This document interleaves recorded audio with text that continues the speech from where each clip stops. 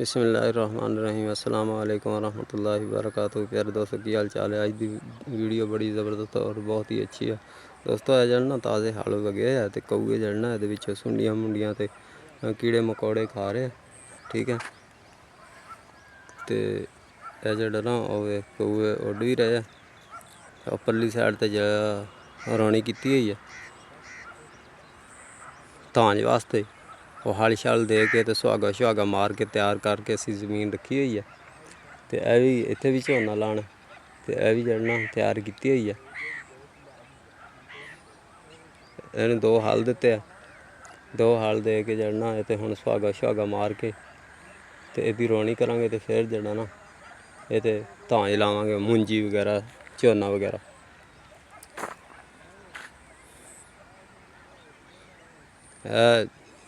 नरमा कपाह नरमा भी कहने असी कपाह भी कहने।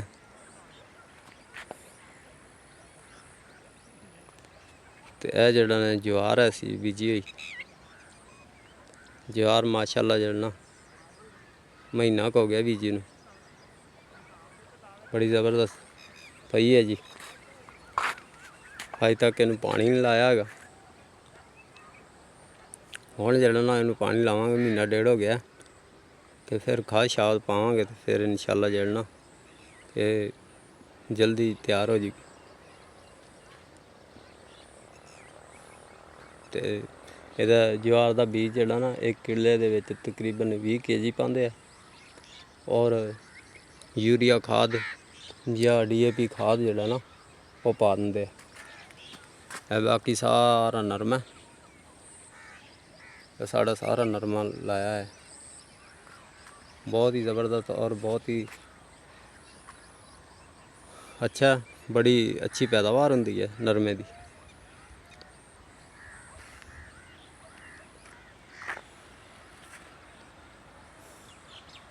एक ज्वार का खेत है जी धुड़ पई हुई है। शाम का बड़ा खूबसूरत सुहाना मौसम है।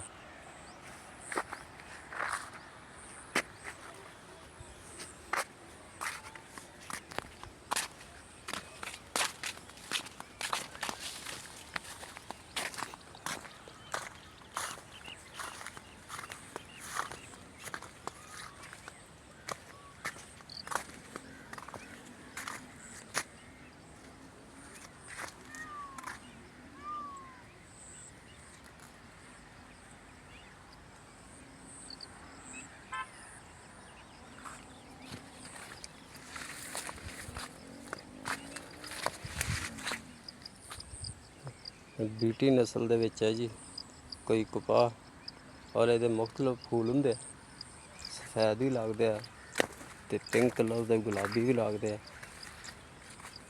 टिंडे भी चक्के है फुल भी चक्के है।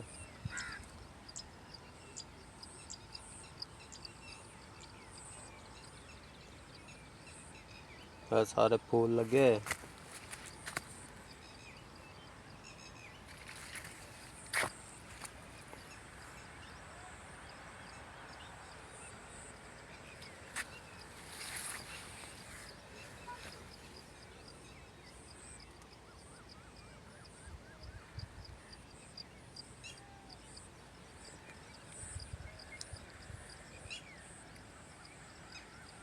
BT नस्ल दे विच कोई कपाह है जी ये पता नहीं केड़ी है BT।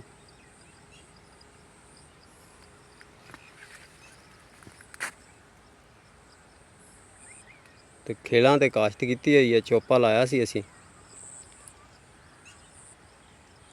बहुत अच्छी फसल पई है माशाअल्लाह। तो घाह ज़्यादा उग्या है खेलियां दे विच ये देखो गोडी कराई सी असी तो गोडी जड़ना हुण दोबारा फिर करानी पेगी। बूटे भी ज़्यादा हो गया तो रीजर शीजर जड़ना रीजर वगैरह फेर देंगे इंशाअल्लाह ताकि घाह शाह ख़त्म हो जाए। क्योंकि अगर ये रीजर या ना फेरिया ये गोडी शोडी ना कराई तो खाद जड़ी भी पावांगे तो वह जड़ा ना सारी घाह नहीं लगनी है कपाह तो फिर लगनी नहीं है खाद वगैरह।